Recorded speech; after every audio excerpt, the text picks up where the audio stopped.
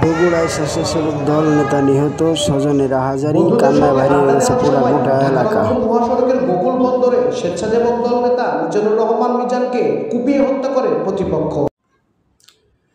আসসালামু আলাইকুম বন্ধুরা, আশা করি আপনারা সবাই ভালো আছেন। আজকে আপনাদের সাথে কিছু বিষয় নিয়ে কথা বলতে আসলাম।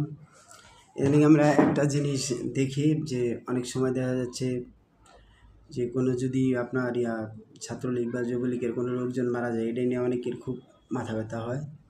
তাদের মনে করবেন যে রাতের বেলা যে তাদের খাওয়া দাওয়া মনে করবেন যে বন্ধ হয়ে যায়।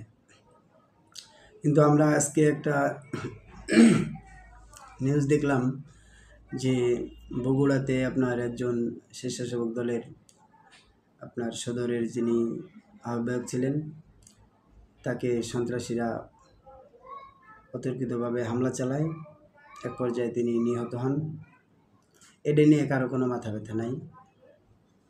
তাহলে বুঝতে পারেন যে আমরা আসলে কেমন একটা দেশে বাস করি। কিছু কিছু লোক এখনও তাদের বিরুদ্ধে ছাপাই গাইতেছে।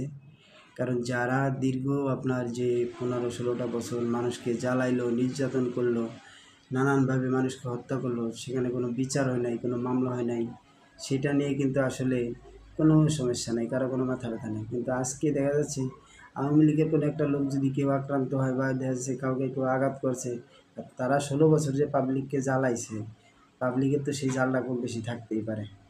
সবাই তো এক না, কিছু লোক তো প্রতিশোধ নেওয়ার জন্য বেকুল হইতেই পারে।